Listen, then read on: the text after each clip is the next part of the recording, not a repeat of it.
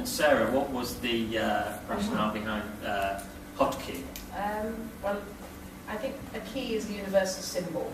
Everybody around the world understands what keys do. Keys open doors and let you into things, to secrets and ideas and other worlds. And books do that too. So I thought that was quite a nice marriage. And then hotkey is nice because I like hot things. They're nice, attractive, sexy, appealing things that you want to be associated with.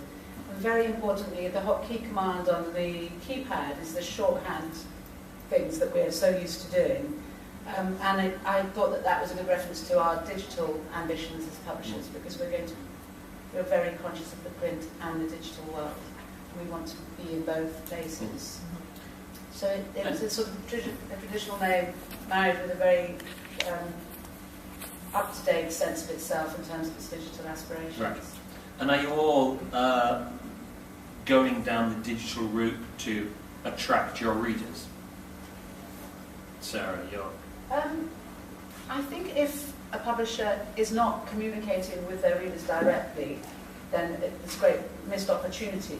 And obviously the way to communicate with our readers, because our readers are young, is via the digital world, via the internet, via our websites and blogs and all sorts of ways of communicating.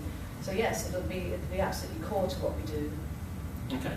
Amanda and Stella? Absolutely. Also. I mean, we, in fact, in 2007, we set up Spinebreakers, which is a website run for teenagers, by teenagers, and is, has really kind of worked to create an online community of book lovers who enjoy all sorts of books, but they are, between kind of 12 to 18 or so. Yeah, absolutely. And we now have tens of thousands of members in kind of post content all the time. And it allows, as Sarah was saying, kind of constant communication with your consumer, but it also creates, they are able to interact with the brands and the authors and the stories in a way that creates a real lasting engagement with those novels. Am I right in thinking that there were plans at one point to turn that into more of a social networking vehicle? Is that still the plan, or is that still the plan? Yes. That was announced maybe last year, I think. Yeah. That's still on the cards. Yes. Okay. And Stella, what part are you playing in the digital revolution? Absolutely. I mean, it's obviously early days yet. We do have a digital marketing manager who is specifically concentrating on social networking. We've started a website. The website is in its infancy, but it's not just you go here and find in the books. We are getting blogs from our published authors. We're getting eventually the people who work on this will be adding bits and pieces. When we get books in, all that sort of thing. It's an evolving process, and it obviously takes time to build that. But absolutely, we want to be with the readers in the world that they're used to, and it's not all book focused, but a lot of it is. Now, you just started publishing, haven't you? Yes, in February. In February. Yeah. And how many books are published, or are you publishing throughout the year, or how many books are you going to do? Pretty much throughout the year. It works out at actually, we've got about 2 coming a month in general, and that pattern will be staying for next year as well. We're pretty much commissioned up next year. We started with 3 in February, but we've got about 5 out now. Where are we in the year? Yes, so we've had, So yes, we've done 2 months since then. So there's about half a dozen out in the world at the moment. Okay. And how hard is it? How hard are you finding it to get teens to read generally? Is it? Are you thinking that they're not waiting in bookshops for the next release? How hard are you finding it to reach them generally? Amanda.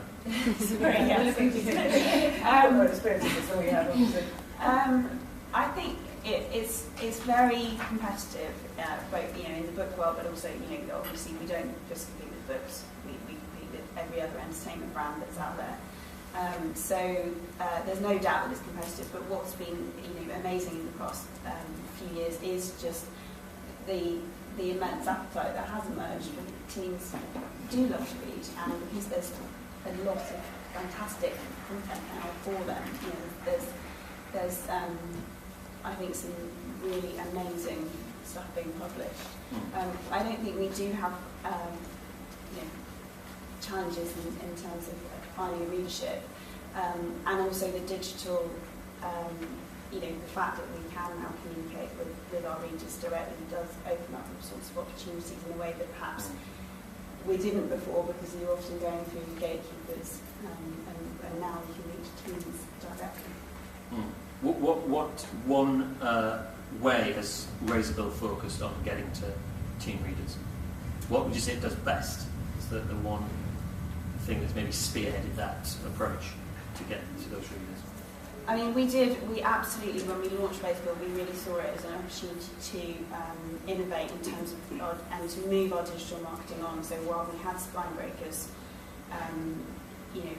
we also looked at how that dovetailed with Facebook, and how we used social media more effectively to build communities and then to cross-promote to those communities. So I'd say, using it specifically to look at social media is probably most effectively. Sarah, do you feel as if you're publishing into an area that is that has a lot of readers? The big books like Hunger Games and Twilight, they've created a massive readership, and you're at a point where it's a good time to do hotkey because at the older end of what you do, there's a ready and willing readership for it. I think there's a readership, and people read. People want to read. It's never been easy to reach readers.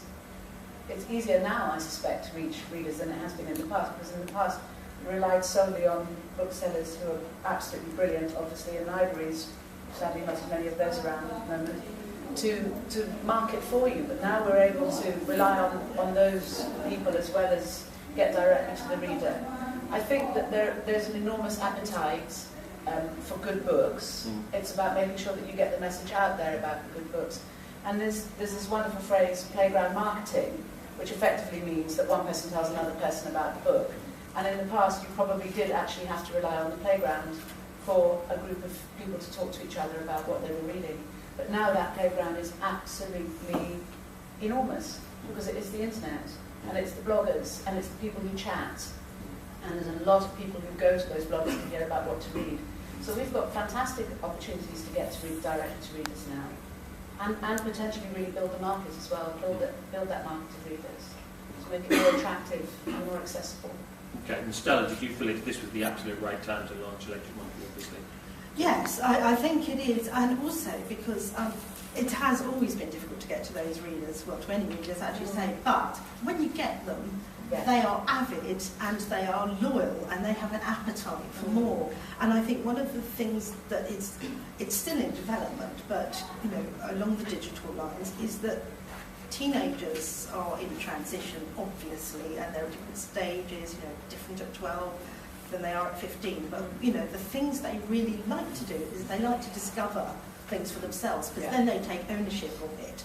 And they don't like other people telling them what to read, but if they can find it for themselves, then they've got it and they will spread the word. And that's what I like about the exciting aspect of digital marketing and social networking, because that's my book. I found that.